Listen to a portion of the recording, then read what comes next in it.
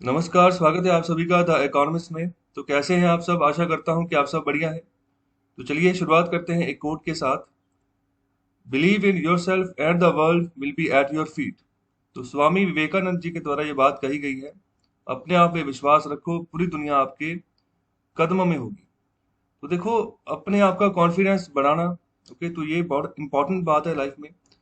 तो मैं इनकी बात बताता हूँ आपको, स्वामी विवेकानंद जी की। तो इन्होंने ना जीवन में पहली बार अमेरिका में जाकर, शिकागो में जाकर स्पीच देनी थी, और इसके लिए इन्होंने खुद को तैयार किया। लेकिन फिर भी इन्होंने खुद कहा था कि जब मैं स्टेज पे चढ़ा तो मुझे लग रहा था कि पता नहीं मैं क्या बोलूंगा।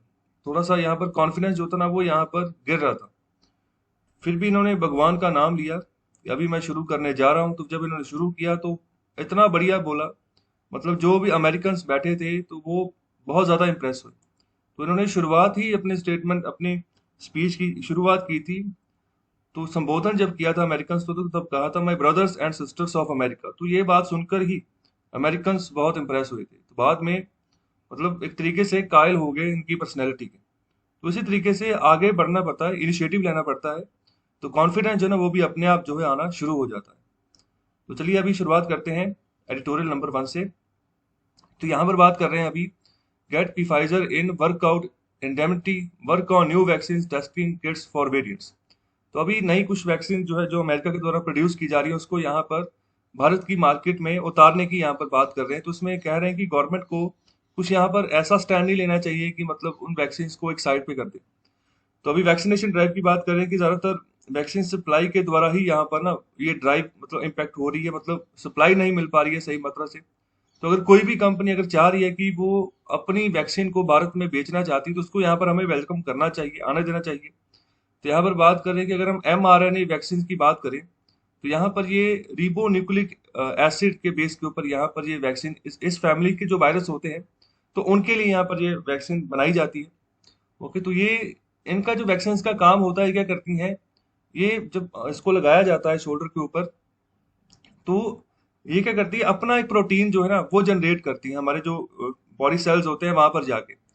तो फिर यहाँ पर जब अपना प्रोटीन डेवलप होता है, तो हमारा बॉडी जब आइडेंटिफाई करता है कि ये जो प्रोटीन है ये मेरा नहीं है, क्योंकि ये कोई बाहर से चीज आई है, तो फिर क्या होता है कि खुद का इम्यून सिस्टम जो है, हमारी बॉडी जो नेचुरल होता है ना, उसको डेवलप करना शुरू कर देती है। जैसे आम होता है कि अगर कोई बुखार होता है, तो उस समय भी बॉडी जो है देखती है कि मतलब गलत चीज जो है यहाँ पर अंदर आई है बॉडी में। तो अपनी जो बॉडी है ना, तो अपना अपनी एंटीबॉडीज को डेवलप करना शुरू कर देती है कि उसको खत्म करो जाकर और अपनी बॉडी को सही करो। तो बिल्कुल यहाँ पर भी नेचुरल प्रोसेस को यहाँ पर ना कोशिश की जाती है कि वो आगे एक्सप्लोर हो। तो इस वैक्सीन के चलते यहाँ पर ये फायदा होता है। ओके, ये जो mRNA वैक्सीन जो होती है, तो इस दूसरा यहाँ पर इनको यहाँ पर कोल्ड चेन इनको चाहिए होती है, स्पेशल कोल्ड चेन, जिसके फिर ही यहाँ पर ये लॉन्ग टर्म जो है सरवाइव कर पाती है ये वैक्सीन। तो अभी ज्यादा कॉस्टलियर भी हैं। ओके, तो ये भी बात यहाँ पर कह रहे हैं। दूसरा ये कह रहे हैं कि जो बड़े शहर है भारत के, वो अफोर्ड कर सकते हैं। और अगर हम बात करें पी फाइजर और मॉडर्ना, ये दोनों की दोनों वैक्सीन जो है अमेरिकन वैक्सीन है।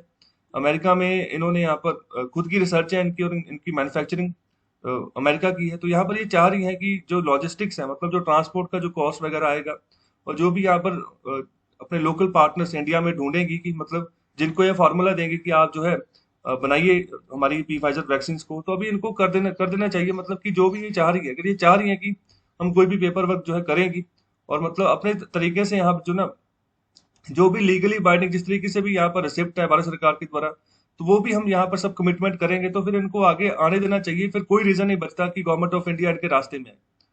ओके, तो यहाँ पर बात करें कि अगर if a few crore people opt for this vaccine, those many vaccine from the domestic output would be available for others. अगर कुछ लोग यहाँ पर जो अमीर लोग हैं, अगर वो इन वैक्सीन की ओर भी जाते हैं ना, तो कहने का मतलब जो हम डोमेस्टिकली प्रोड्यूस कर रहे हैं, जैसे सीरम इंस्टीट्यूट ऑफ इंडिया और भारत बायोटेक जो बना रहे हैं, जो हमारे आम लोगों को लगेगी, तो फिर वो मतलब उनकी कैपेसिटी बढ़ जाएगी। कहने का मतलब कि वो बची वैक्सीन जो है ना, अगर अमीर लोग नहीं लगाएंगे, तो उनको ज्यादातर हम अपनी गरीब पॉपुलेशन पे लगा सकते हैं। तो अगर यहाँ पर अमीर लोग इन जो कीमती वैक्सीन की ओर अगर जाते हैं, तो और इसी समय यहाँ पर बात करें कि गवर्नमेंट को भी एनकरेज करना चाहिए इन कंपनीज को कि वो अपनी दुकान जो है ना वो भारत में लगाएं, अपनी फैक्ट्री जो है भारत में लगाएं, और यहाँ पर पूरी दुनिया के लिए भारत भारत से ही मैन्युफैक्चर करें अपनी वैक्सीन को। और इसके अलावा यहाँ पर डब्ल्यूएचओ के एक्सपर्ट्स भी कह रहे हैं, अपनी ओपिनियन दे रहे हैं कि यहाँ पर हो सकता है भारत में एक से ज्यादा यहाँ पर जो है ना इस कोविड 19 के यहाँ पर वायरस चल रहे हो, वेरिएंट चल रहे हैं। ओके, तो हो सकता है कि जो अवेलेबल वैक्सीन है, जैसे अभी कोवैक्सीन और कोविशील्ड लग रही है, तो उनसे वो वायरस, कुछ वेरिएंट्स ऐसे भी हों कि उनसे वो बच जाए, उनके ऊपर वो मतलब इम्पैक्ट ना ही कर पाए। ओके, तो यहाँ पर हो सकता है कि जो वैक्सीन है ना, ज्यादातर क्या करती हैं, वो यहाँ पर जो स्पाइक प्रोटीन होता है कोरोना वायरस का, उसको टारगेट करती हैं। जो जो अभी भारत में वैक्सीन लग रही है ना, कोवैक्सीन कोविशील्ड, तो इनका काम ये है कि जब वो एंटर करती है हमारे यहाँ पर सेल्स में, बॉडी सेल्स में, तो उस समय जो कोरोना वायरस अपना प्रोटीन क्या करता है कि जैसे जब एंटर कर जाता है ना, तो अपनी मल्टीपल कॉपी बनाना शुरू कर देता है। तो वो देखो, वायरसेस ना ये मतलब जिस फैमिली से ये वायरस आता है ना, तो उस फैमिली से बहुत सारे वायरसेस पहले भी आए हैं। लेकिन वो क्या करते थे, जब बॉडी में एंटर करते थे तो उनका आगे मल्टीप्लिकेशन होने का या जो प्रोसेस था ना, बहुत धीमा था, जिसके चलते इंसान की जान बच जाती थी, और जो हमारे एंटीबॉडीज थी ना, वो समय पर यहाँ पर डेवलप होके उस वायरस के खिलाफ लड़ना शुरू कर देते थे, और इंसान जीत भी जाता था। लेकिन यहाँ पर इस प्रोटीन में क्या है, ये जब एंटर करता है लगातार अपनी मल्टीपल कॉपीज बहुत स्पीड से बनाता है, और इतनी स्पीड से बनाता है कि हमारे एंटीबॉडीज जो है ना, वो कम पड़ जाते हैं, वो वीक पड़ जाते हैं इसका मुकाबला करते करते। तो इसीलिए यहाँ पर जो है वैक्सीन दी जा रही है कि हमारा इम्यून सिस्टम स्ट्रांग हो।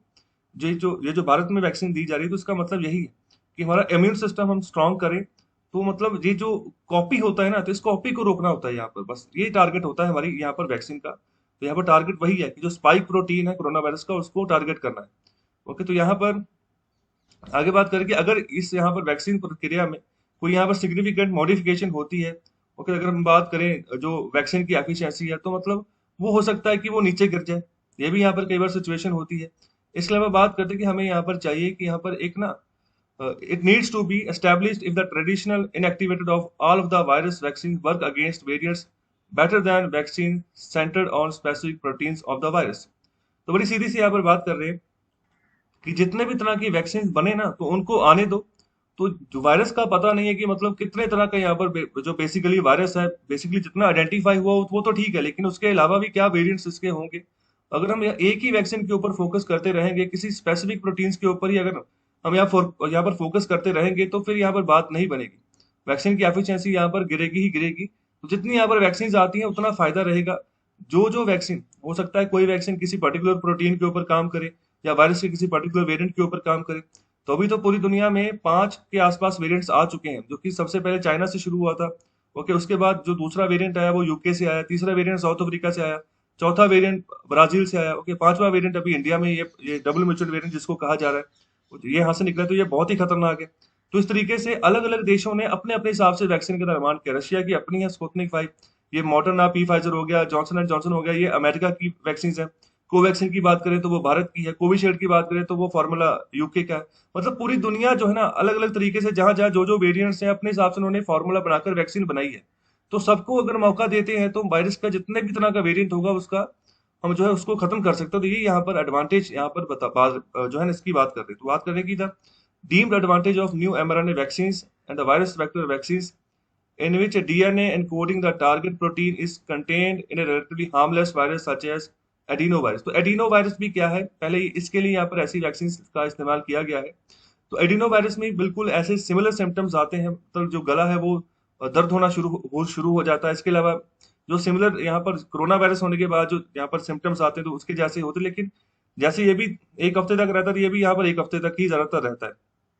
लेकिन यहाँ पर डेथ होने के चांसेस कम होते हैं। तो पहले ऐसे वायरसेस को खत्म करने के लिए ऐसी वैक्सीन का इस्तेमाल किया जा चुका है। तो इसमें भी क्या करते थे, हमारी एंटीबॉडीज को, जो नेचुरल एंटीबॉडीज है ना, उनको आगे कोशिश करते थे कि वो आगे डेवलप हो, वो जाके जो है ना वायरसेस का, जो यहाँ पर प्रोटीन है वायरस का, उसका मुकाबला करे। तो अभी एडवांटेज यही है नई mRNA वैक्सीन का, कि अपने ये प्रोटीन को, अपनी जो एंटीबॉडीज है, उनको आगे लेकर जाती है। तो यहाँ पर जो हमारा जो डी न्यूक्लिक एसिड जो होता है, जब भी हम ह्यूमंस के रिगार्डिंग बात करें, तो वहां पर डी न्यूक्लिक एसिड्स का यहाँ पर एनकोडिंग करके चेक किया जाता है कि मतलब पिछली हिस्ट्री क्या है, ह्यूमन बॉडी के अंदर जो भी अगर बीमारी है, तो उसकी पिछली हिस्ट्री क्या है, उसके बारे में यहाँ पर पता चल जाता है। दूसरा, यहाँ पर वायरसेस की बात करें, तो यहाँ पर वो RNA रिबोन्यूक्लिक एसिड, यहाँ पर उससे उनकी फैमिली पता चलती है कि कोरोना वायरस कौन सी फैमिली से आ रहा है। तो पहले क्या वैसे वायरसेस आ चुके हैं, तो इससे हमारा आसानी हो जाती है आइडेंटिफाई करने के लिए कि वायरस मतलब किस तरीके से जो है नुकसान कर सकते हो। तो यहाँ पर एक मॉडुलर फ्लेक्सिबिलिटी की बात कर रहे हैं। अगर हम यहाँ पर एडवांटेज अगर उठाते हैं ऐसी नई वैक्सीन का, और आगे यहाँ पर बात कर रहे हैं, चेंज द mRNA और DNA to target another protein while the rest of the vaccine remains the same. तो कहने का मतलब है जो mRNA और DNA, तो इसमें अब थोड़ा बदलाव यहाँ करने की कोशिश कर यहाँ पर की जाइए, जैसे कि जो दूसरा प्रोटीन है उसको हम टारगेट कर सकें। कहने का मतलब अंदर जिस तरह के भी प्रोटीन कोरोना वायरस डेवलप कर रहा है, उसको हमने टारगेट करना किसी ना किसी तरीके से। ओके, तो चाहे यहाँ पर mRNA चाहे वो डीएनए के चलते हुए यहाँ पर काम करे, तो यहाँ पर बाकी की जो वैक्सीन का काम है वो सेम है। आगे बात करें जो जेनेटिक प्रोफाइलिंग है नए वेरिएंट्स की, और आइडेंटिफाई करना जो टारगेट प्रोटीन्स, तो यहाँ पर नई वैक्सीन डेवलपमेंट से वो अच्छे तरीके से हो सकता है। तो बड़ी सिंपल सी बात है, देखो जैसे जैसे समय गुजरता जाएगा ना, जैसे देखो अभी सेकंड वेव है, कह रहे हैं कि अभी थर्ड वेव आएगी। जब थर्ड वेव आएगी तो पता नहीं वो कितना घातक होगा, तो कौन सा रूप अख्तियार कर चुका होगा कोरोना वायरस, तो उस समय वैक्सीन को भी बदलने की जरूरत पड़ेगी। ओके, तो यहाँ पर नई वैक्सीन डेवलपमेंट हमें लगातार करनी ही होगी। हम ये नहीं कह सकते कि हमने इस साल पहले जो वैक्सीन निर्माण किया था, जो क्लिनिकल ट्रायल्स किए थे, तो अगले 2 साल 3 साल बाद भी वही वैक्सीन लगेगी। ये इसके चांसेस बहुत कम है। ओके, तो ये इसलिए यहाँ पर बात कर रहे हैं कि हमें जेनेटिक प्रोफाइलिंग करनी होगी नए वेरिएंट्स की, कैसे मतलब डेवलप हो रहे हैं, तो उसी तरीके से हमें यहाँ पर जो टारगेट प्रोटीन्स को जो आइडेंटिफाई करना होगा, उसी तरीके से नई वैक्सीन को डेवलप करना होगा। तो यहाँ पर गवर्नमेंट ऑफ इंडिया को यहाँ पर इस सब चीजों के ऊपर फोकस करना होगा। जो अपनी लैब्स है वहां पर, यहाँ पर जो स्टार्टअप्स निकले हैं, मतलब जो क्वालिफाइड पीपल जो स्टार्टअप्स हैं, जो कंपनीज खोल के बैठे हैं, जो यहाँ पर मेडिकल फैसिलिटीज में काम कर रहे हैं, तो उनको फंड देना होगा। जैसे भारत बायोटेक की बात करें, तो वो भी कंपनी तो 1996 के आसपास वो शुरू हुई थी, जिसने अपनी खुद की रिसर्च करके कोवैक्सीन बनाई है। ओके, तो भारत की अपनी रिसर्च है कोवैक्सीन। 160 से ज्यादा पेटेंट है भारत बायोटेक के। ओके, तो अभी कोई फंडिंग वगैरह भारत सरकार ने नहीं की है, इनकी खुद की फंडिंग है। तो इन्होंने यहाँ पर निर्माण करके खुद का पैसा लगा के यहाँ पर बनाया है, तो अपने हिसाब से इन्होंने अभी चार्जेस रखे हुए हैं। तो अभी बात करें कि अभी जो यंग पीपल है, उनको चूज करो with reputation and career to stay to lead such efforts. जो मतलब जवान लोग हैं उनको आगे लेकर आओ, उनको ये काम सौंपो आपकी, मतलब वो इस मुद्दे के ऊपर काम करें, मतलब जो यहाँ पर वैक्सीन डेवलपमेंट है इसके ऊपर काम करें। और it's vital to develop new testing kits as well for accurate fast detection of the virus. तो देखो जितनी यहाँ पर टेस्टिंग किट्स जो है एक्यूरेट होंगी, उतना सही तरीके से डिटेक्शन होगी। कई बार तो ऐसा भी होता है कि जो निर्माण हो रहा होता है ना टेस्टिंग किट्स का, तो वो ऐसे एरियाज में हो रहा होता है कि मतलब जहां पर खुद ही ध्यान नहीं रखा जाता। बेशक जो स्टिक्स जो यूज की जाती है उसमें पहले से शायद वायरस हो, तो ये भी सिचुएशन है भारत में। तो यहाँ पर तो कुछ यहाँ पर वीडियोस भी सामने आए हैं, जिसमें कुछ बच्चे जो है ना, बिना कोई प्रोटोकॉल फॉलो किए, बिना कोई सैनिटाइजर, मतलब ऐसे ही जो टेस्टिंग किट्स की जो यहाँ पर स्टिक्स होती हैं, तो उनको ऐसे ही मतलब उठा उठा के जमीन पे तो उसको पैक करके तो आगे भेज रहे हैं। तो हो सकता है कि पहले से ही उसमें वायरस हो, तो अगर वो किसी के बॉडी के अंदर जाएगी तो वहां पर भी वायरस इंजेक्ट कर देगी। ओके, तो ये सिचुएशन है। इन छोटी छोटी बातों को भी हमें देखना होगा। तो चलिए अभी बात करते हैं एडिटोरियल नंबर 2 की। तो यहाँ पर बात कर रहे हैं ऑथर जीएसटी एक्सेम्पशन की फॉर कोविड ड्रग्स अनसाउंड। कहने का मतलब है, कल भारत सरकार ने कहा था, फाइनेंस मिनिस्टर की स्टेटमेंट आई थी कि अगर जीएसटी में कोविड ड्रग्स के ऊपर जीएसटी अगर माफ कर देते हैं, तो मतलब ये एक तरीके से बैकफायर कर जाएगा। तो अभी उन्हीं की स्टेटमेंट को ऑथर भी यहाँ पर अपनी सहमति दे रहे हैं कि ये ठीक नहीं रहेगा कि अगर हम कोविड ड्रग्स के ऊपर जीएसटी माफ कर देते हैं। तो क्यों ऐसा कहा जा रहा है? तो यहाँ पर बात की जा रही है इनपुट टैक्स क्रेडिट की। तो उसकी मैं पहले एग्जांपल देता हूँ। जैसे अगर आप कोई मैन्युफैक्चरर हो, तो आपने अपने फाइनल प्रोडक्ट के ऊपर, फाइनल प्रोडक्ट कहने का मतलब सपोज करो आप बल्ब बना रहे हो, तो बल्ब बनाने के लिए बहुत सारा रॉ मटेरियल चाहिए। ओके, एल्युमिनियम का यहाँ पर मटेरियल चाहिए, उसके अलावा फिलामेंट चाहिए। ओके, तो स्टील वायर जो है पतली वो चाहिए, ग्लास चाहिए। तो ये सारे के सारे रॉ मटेरियल्स हैं। ओके, तो अभी जब वो पूरा कंपाइल करके आप बना दोगे, एक बल्ब बन गया, तो वो आपका फाइनल प्रोडक्ट बन गया। तो उसके ऊपर भी आपने कोई टैक्स देना है, तो यहाँ पर सपोज करो वो 450 रुपए है। और इसके अलावा आपने इनपुट के ऊपर, मतलब जो रॉ मटेरियल खरीदा था ना, जिसके मैंने अभी आपको मैंने गिनाए हैं, पार्ट्स गिनाए हैं, तो उसके ऊपर भी आपने टैक्स दिया था। जब वो भी बनकर आया था किसी कंपनी से, तो आपने खरीदा, तो उसके ऊपर भी टैक्स दिया, तो वो 300 रुपए था। तो जब ऐसी सिचुएशन बनती है ना, फिर जो मैन्युफैक्चरर है वो क्या कर सकता है, वो क्लेम कर सकता है इनपुट टैक्स क्रेडिट, इसको बोलते हैं। ओके, कि जो मैंने इनपुट टैक्स दिया है ना, तो वो मुझे वापस दिया जाए, वो मतलब मेरा पैसा वापस आए। तो अभी कहने का मतलब ये है, अभी 300 रुपए जो है इनपुट क्रेडिट के तौर पर उनके वापस आ जाएंगे। तो उन्होंने यहाँ पर कितने पैसे जमा किए, उन्होंने सिर्फ यहाँ पर 150 रुपए ही बताओ टैक्स अभी यहाँ पर दिया है। ओके, 450 से 300 माइनस हो गया, सिर्फ 150 रुपया ही यहाँ पर उनका टैक्स गया है। तो ये होता है इनपुट टैक्स क्रेडिट, जिससे यहाँ पर फायदा होता है मैन्युफैक्चरर्स को। तो अभी क्या बात कर रहे हैं, अभी जो ऑथर है वो बात रख रहे हैं कि जो सेंट्रल गवर्नमेंट है, बिल्कुल उन्होंने सही डिसीजन लिया है कि जो उनके पास रिक्वेस्ट आ रही थी कि जीएसटी को यहाँ पर माफ कर दिया जाए कोविड ड्रग्स के ऊपर या कोविड वैक्सीन के ऊपर। ओके, तो अभी जो भी डोमेस्टिकली यहाँ पर प्रोड्यूस हो रही जिनके ऊपर जीएसटी लग रहा है, और इसके अलावा बात करके जीएसटी की बात करें तो यहाँ पर एक वैल्यू एडिशन चलता है यहाँ पर प्रोडक्शन चेन में। ओके, तो यहाँ पर जो मैन्युफैक्चरर होते हैं वो क्लेम करते हैं क्रेडिट को। ओके, जो भी उन्होंने यहाँ पर टैक्सेस पे किए होते हैं इनपुट्स के ऊपर, जो यहाँ पर रॉ मटेरियल्स होते हैं उनके ऊपर, इनपुट्स के ऊपर। ओके, तो अभी इसके अलावा अगर इसमें एग्जाम्पशन दे देंगे, माफ कर देंगे, तो ये पूरी की पूरी चेन टूट जाएगी। ओके, और अगर मैन्युफैक्चरर्स यहाँ पर से टैक्सेस नहीं देंगे, ओके, उनको उनके ऊपर जीएसटी माफ कर दिया, तो यहाँ पर जो भी यहाँ पर उन्होंने फाइनल प्रोडक्ट के ऊपर यहाँ पर इनपुट यूज किए थे, कोई टैक्सेस इन्होंने नहीं दिए, तो यहाँ पर रिजल्ट ये होगा कि जो भी जमा हुआ टैक्स है वो कहाँ से रिकवर किया जाएगा, यहाँ पर जो कंज्यूमर है वहां से। कहने का मतलब एमआरपी तो नहीं बदलने वाला ना, एमआरपी तो वही रहेगा। वो चीज पहले भी उसी एमआरपी पे बनकर आ रही थी, आज भी उसी एमआरपी पे बनकर आ रही है, तो टैक्सेस तो यहाँ पर वसूली लिए जाएंगे ना कंज्यूमर से। तो ये यहाँ पर बात की जा रही है। सो ये सेंस बनती है कि जो जीएसटी है, जो ड्रग्स और वैक्सीन के ऊपर, उसको रिटेन रखा जाए। ओके, इसको खत्म ना किया जाए। तो जैसे यहाँ पर बात करें as unclaimed input tax credit good, okay, जिस तरीके से यहाँ पर जो अगर कोई नहीं क्लेम करता इनपुट टैक्स क्रेडिट के ऊपर, इस तरीके से अगर हम यहाँ पर देखें तो, so in the absence of the levy on the final product, so in the retail price, मतलब कि फाइनल प्रोडक्ट के ऊपर अभी कोई लेवे, कोई टैक्स वगैरह अगर नहीं लगा, तो यहाँ पर जो रिटेल प्राइस जब आएगा तो उसमें तो कोई फर्क पड़ेगा नहीं, वो तो सेम का सेम रहेगा। ओके, तो वहां पर से तो जो टैक्स है वो तो इकट्ठा करना ही है ना, तो जो सिचुएशन मैंने अभी आपको बताई है। और इसके अलावा बात करें कि जो वैक्सीन है वो उनको कितने जीएसटी में रखा, उनको 5% जीएसटी स्लैब में रखा हुआ है। कुल मिलाकर कितनी स्लैब से जीएसटी की, कितने परसेंटेज की स्लैब है, उसका आंसर करें कमेंट बॉक्स में। और एक एक बीच में एग्जाम्पल भी दें कि मतलब कौन सी चीज जो है 5% जीएसटी में है, या फिर कौन सी चीज जो वो 28% जीएसटी में, तो एक एक एग्जाम्पल भी आपको पता होनी चाहिए।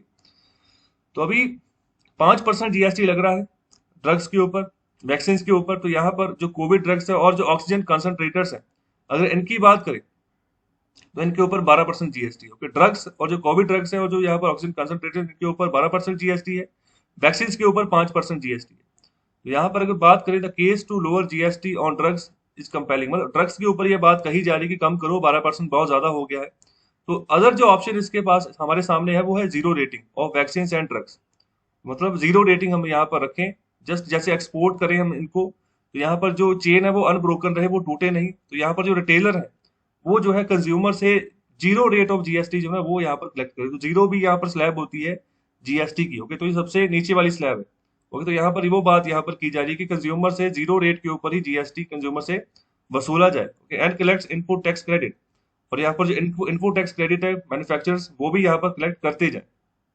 और इसके अलावा आगे ये भी बात कर रहे हैं the tax pay out is not a major consideration from the patients point of view, तो ये कोई बड़ी बात नहीं है, वो टैक्स दे देंगे। अगर हम पेशेंट्स की बात भी करें, जो जिसको वैक्सीन रिसीव हो रही है, ओके, या फिर जिसको ड्रग्स जो है वो रिसीव हो रहे हैं, सो व्हाट इज इनसिग्निफिकेंट, मतलब यहाँ पर जो अमहत्वपूर्ण क्या है, for an individual could add up to something that makes a difference to the exchequer.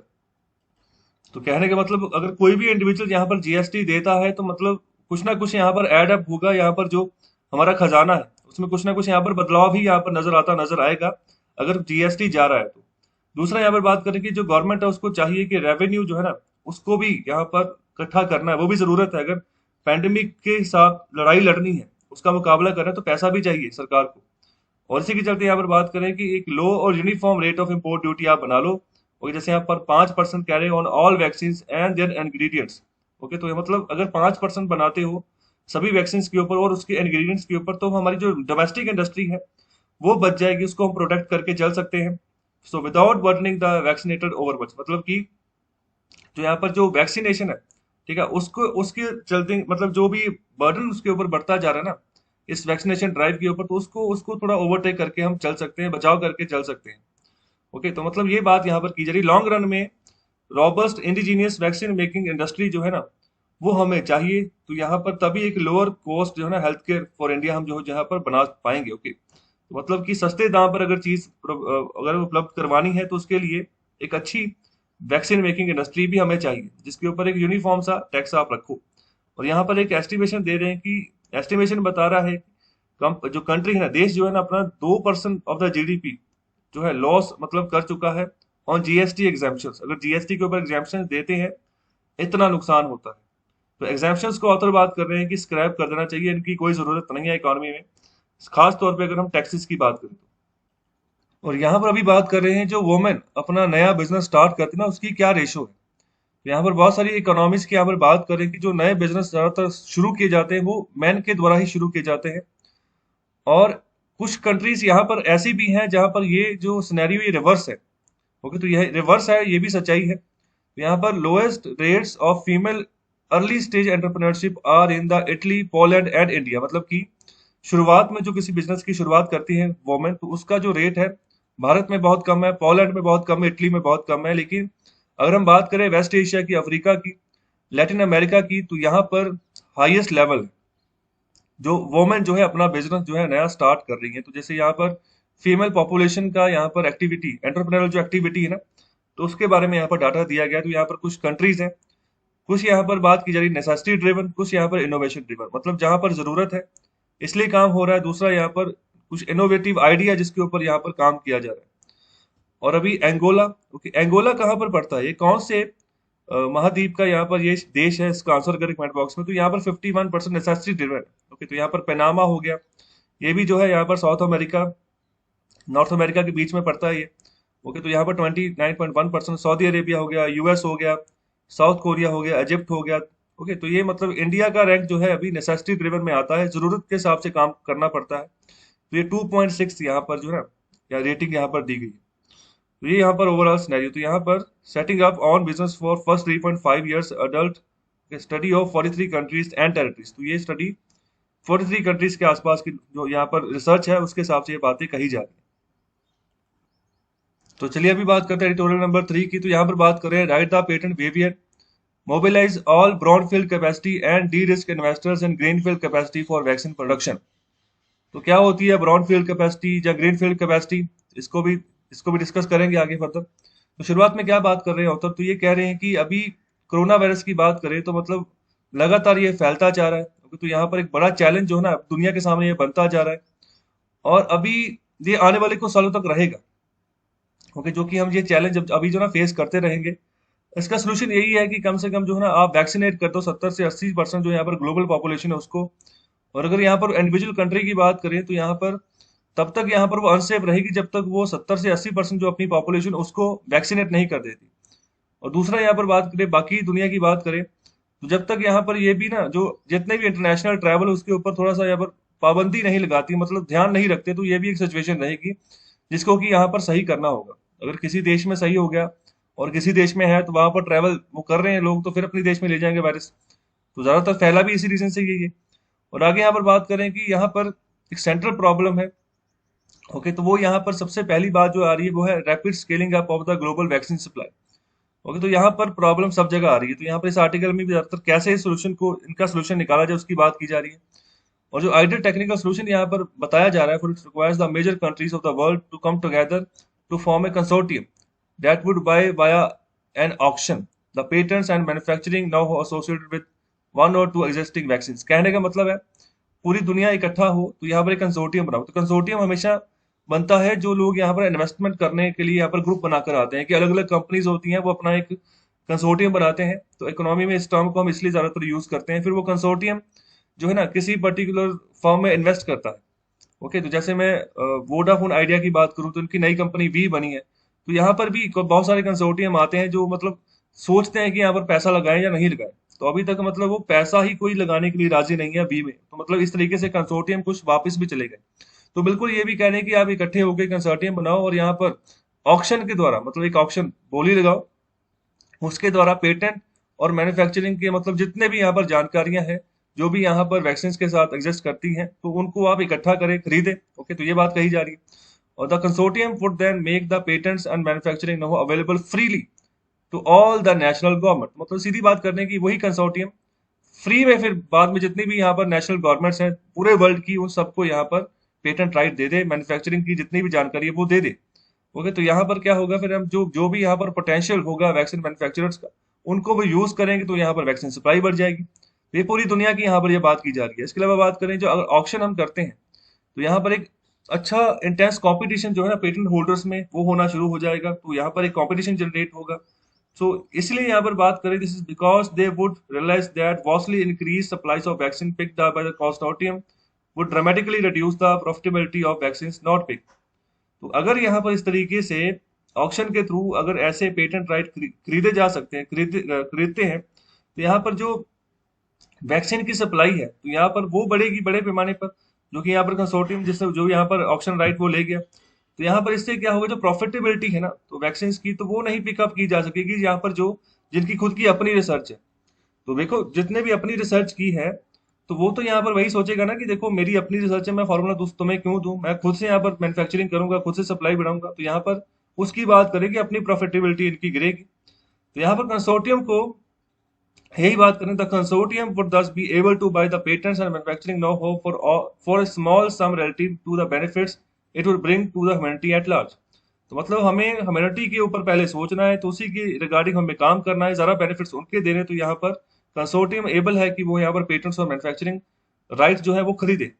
और आगे यहाँ पर आखिर में बात कर रहे हैं, unfortunately the current state of global institutions and leadership is unlikely to permit this least costly technical solution। तो जो मतलब प्रॉब्लम यही है, कोई भी यहाँ पर तैयार नहीं है कि इकट्ठे होकर मतलब कि ऐसा कंसोर्टियम बनाए तो अपनी लीडरशिप शो करें। जितने भी यहाँ पर ग्लोबल इंस्टीट्यूशन है वर्ल्ड लेवल पर, तो मतलब इस टेक्निकल सोल्यूशन के लिए वो राजी नहीं होंगे। ओके, तो यहाँ पर दूसरी और यहाँ पर बात करें कि जो ग्लोबल सोल्यूशन है being currently pursued is around a waiver on all patents through consensus among WTO members। तो अभी कैसे, अभी क्या बातचीत चल रही है, अभी पूरी दुनिया में यही बातचीत चल रही है कि जो वैक्सीन बनी है तो WTO में जाकर उनका यहाँ पर वेव जो है ना, जो IPR राइट्स है वो वेव ऑफ हो जाए। तो इसके ऊपर यहाँ पर सभी कंट्रीज फोकस करें, लेकिन इसमें भी जो यूरोपियन यूनियन है उसमें स्प्लिट है। वो आपस में, अगर एक स्पेन की बात करें तो वो यूएस को यहाँ पर बैक कर रहा है कि बिल्कुल हम आपके साथ हैं, जैसे आपने कहा कि जो IPR राइट्स हैं उनको वेव ऑफ कर देना चाहिए। तो यहाँ पर कोई दूसरी कंपनी भी अगर है तो वो यहाँ पर उस राइट उस यहाँ पर रिसर्च को देखे और उस हिसाब से अपनी जो है वैक्सीन निर्माण जो करना शुरू कर दे। बेशक उस कंपनी ने खुद की रिसर्च नहीं की है। तो स्पेन यहाँ पर सपोर्ट कर रहा था, दूसरी ओर जो जर्मनी थी तो उन्होंने यहाँ पर डिसमिस कर दिया इसको कि नहीं। तो हाल ही में मीटिंग हुई थी यूरोपियन यूनियन के यहाँ पर जो मेंबर कंट्रीज है उनकी, तो आपस में ही इनका स्प्लिट देखने को मिला। तो दूसरी ओर कहना था कि नहीं, अगर हम सप्लाई एग्जिस्टिंग जो यहाँ पर कंपनीज है उन्हीं की सप्लाई बढ़ा देते हैं तो बात बन जाएगी, तो यहाँ पर कोई वेव ऑफ करने की जरूरत नहीं है।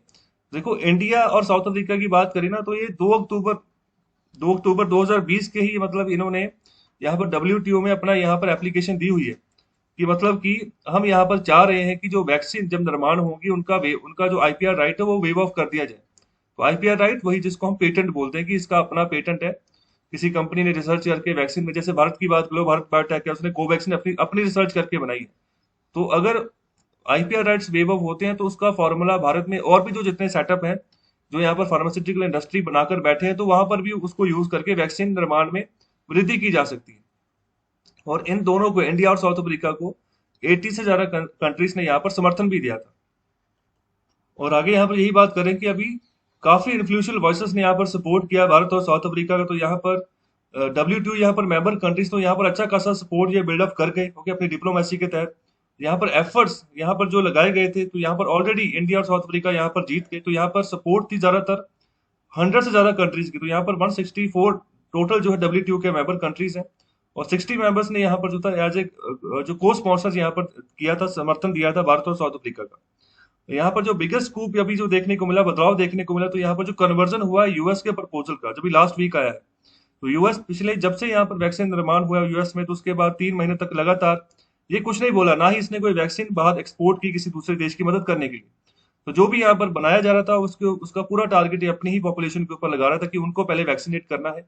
और इसने पाबंदी लगाई हुई थी, ना वैक्सीन एक्सपोर्ट करनी है, ना ही वैक्सीन का इंग्रेडिएंट जो है, रॉ मटेरियल जो उसको एक्सपोर्ट करना है। तो अभी उसी की यहाँ पर बात कर रहे हैं कि यहाँ पर पहले ये बात कर रहे थे कि जो इनकी फार्मास्यूटिकल कंपनीज है उनके पेटेंट राइट्स का हम फेवर करेंगे, उनको मतलब किसी तरीके का नुकसान नहीं होने देंगे। ओके, तो यहाँ पर अभी एक अनएक्सपेक्टेड यहाँ पर विक्ट्री जो ना स्पॉन्सर्स की यहाँ पर नजर आ रही है, जो यहाँ पर स्पॉन्सर कंट्रीज हैं। तो अभी एक बड़ा प्रेशर आ चुका है यूरोपियन यूनियन के ऊपर कि वो भी अपनी लाइन से पीछे हटे। जैसे मैंने जर्मनी की बात की थी, वो मतलब वो कह रही है कि नहीं, जरूरत नहीं है वेव ऑफ करने की। तो यूएस भी अभी मान गया कि चलो हाँ, हम यहाँ पर वेव ऑफ करेंगे IPR राइट्स। और दूसरा यहाँ पर बात करके ओपोनेंट्स जो है इस प्रपोजल के, तो यहाँ पर क्या आर्ग्यू कर रहे हैं, वो कह रहे हैं कि वेवियर जो है ना वो कोई डिफरेंस नहीं बनाएगा वैक्सीन की सप्लाई में, वो वैसे की वैसी ही रहेगी। जो पेटेंट होल्डर्स हैं, जो फार्मास्यूटिकल इंडस्ट्रीज हैं, ओके, तो वो उनको पता है कि मतलब जो क्या प्रोसेस है, अगर वैक्सीन को प्रोडक्शन, अगर हमने प्रोडक्शन करनी है, तो ये जो प्रोसेस है ना, तो वो थोड़ी कॉम्प्लिकेटेड है। ओके, तो ये अगर किसी पेटेंट होल्डर की अगर कॉपरेशन नहीं होगी तो तब यहाँ पर जो बाकी मैन्युफैक्चरर जिनको आप पेटेंट राइट दे भी दोगे, फॉर्मूला दे भी दोगे, तब भी वो दिक्कत करेंगे और मतलब सिंपली वो वैक्सीन को नहीं बना पाएंगे। तो यहाँ पर यही एक तरीके से काउंटर आर्गुमेंट यहाँ पर दिया जा रहा है। तो यहाँ पर आगे क्वेश्चन यहाँ पर पूछा जा रहा है कि why the patent holders have lobbied so heavily against the waiver, मतलब कि क्यों इतना मतलब बड़े पैमाने पर ये इकट्ठा हो गए हैं पेटेंट होल्डर्स, ये मतलब वेव ऑफ के वो खिलाफ है। ओके, तो इस the waiver would lead to no actual violation, क्योंकि अगर कोई एक्चुअल वायलेशन नहीं होती है, ये तो सिंपल यहाँ पर एक काउंटर स्टेटमेंट दे दी ना कि मतलब वो नहीं कर पाएंगे। मतलब कोई एक्चुअल वायलेशन अगर नहीं हो रही है तो फिर क्यों नहीं हम सपोर्ट करें इस वेव ऑफ को, मतलब एक तरीके से गुडविल के तौर पर हम काम करें। तो यहाँ पर पूरी दुनिया के लिए यहाँ पर ये पूरी दुनिया के लिए वैक्सीन काम आने वाली है, तो यहाँ पर कोई खर्चा वहां पर नहीं होगा। तो ये समय ऐसा है कि सपोर्ट करनी है ज्यादा से ज्यादा, मतलब पूरी दुनिया की। जैसे पोलियो के समय पर हुआ था तो उस समय भी मतलब ऐसे ही ये बीमारी फैली थी। ओके, तो मतलब प्लेग के समय हुआ तो उस समय भी बहुत बड़े पैमाने पर ऐसी बीमारियां फैली थी, तो यहाँ पर रिसर्च की गई, उसका रिजल्ट ढूंढा गया, तो उस समय भी आईपीआर जो थे वेव ऑफ किए गए थे। और आगे यहाँ पर बात करें कि अगर प्रोबेबिलिटी के हिसाब से हम ओवरऑल सिनेरियो देखें तो यहाँ पर रियलिटी और ज्यादा कम्प्लेक्स है। तो यहाँ पर जो सबसे बड़ी यहाँ पर जो सिचुएशन डिफिकल्टी है, तो यहाँ पर कुछ वैक्सीन के हिसाब से अगर हम बात करें तो यहाँ पर बात करें कि some vaccine would be difficult to produce without cooperation of patent holders but some wouldn't be, मतलब कि पेटेंट होल्डर्स की कॉपरेशन के बिना कुछ वैक्सीन का निर्माण नहीं किया जा सकता, ये सच लग रहा है। लेकिन अगर हम बात करें पेटेंट वेवियर की, अगर पेटेंट को माफ कर दिया जाता है तो यहाँ पर एक फिजिबिलिटी बनती है कि यहाँ पर जो प्रोडक्शन है ना वो बड़े पैमाने पर हम बढ़ा सकते हैं वैक्सीन की। लेकिन इससे क्या होगा, इससे जो यहाँ पर पेटेंट होल्डर्स हैं तो उनका जो प्रॉफिट है ना तो वो यहाँ पर मतलब ईट होना शुरू हो जाएगा, कम होना शुरू हो जाएगा।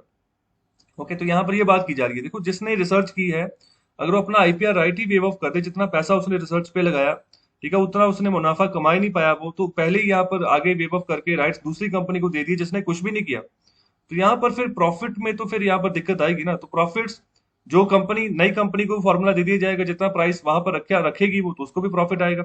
मतलब सेम प्रॉफिट लगभग लगभग वही जो यहाँ पर पेटेंट होल्डर्स कमा रहे, तो वही जो नई कंपनी जिसको आपने फॉर्मूला दे दी वही मतलब वो भी उतना प्रॉफिट लेकर चलेगी।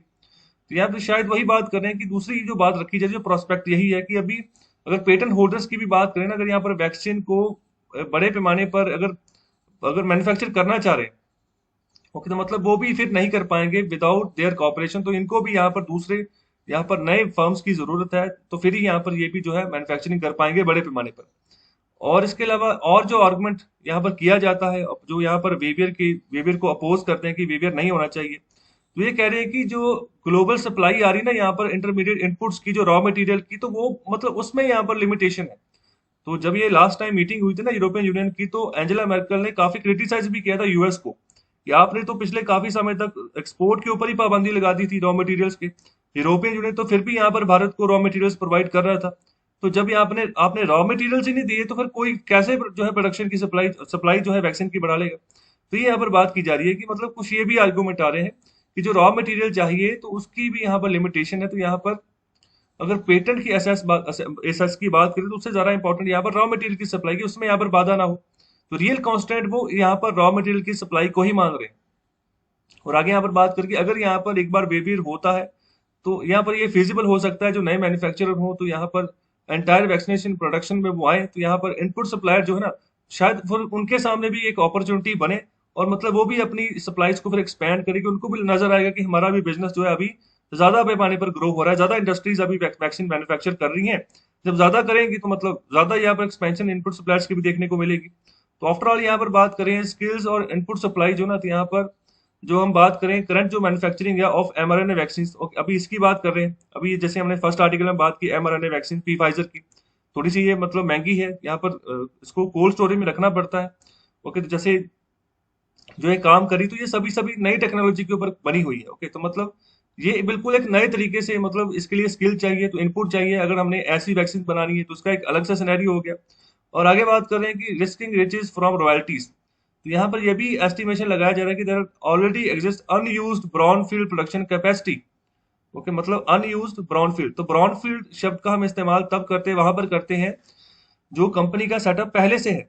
Okay, brownfield. और जो नए सिरे से लगानी है, मतलब नए सिरे से जमीन ली, नए सिरे से प्लांट लगाया, तो उसको हम बोलते हैं ग्रीनफील्ड, ग्रीनफील्ड प्रोजेक्ट। ओके, तो यहाँ पर ये ध्यान रखें। तो ब्राउनफील्ड मतलब जो कैपेसिटी फार्मास्यूटिकल कंपनी पहले से बनी हुई है लेकिन उसके पास कोई पर्याप्त फॉर्मूला नहीं मैन्युफैक्चरिंग करने का, तो अभी वही बात कर रहे हैं कि अनयूज्ड ब्राउनफील्ड प्रोडक्शन कैपेसिटी अभी जो है ना कितनी है, 1.5 बिलियन जो है वैक्सीन शॉट्स की है पर ईयर। मतलब इतना शॉट्स बना सकते हैं अगर हम अनयूज्ड जो हमारी वैक्सीन कैपेसिटी बची है उसको अगर हम लगाते हैं काम पे तो।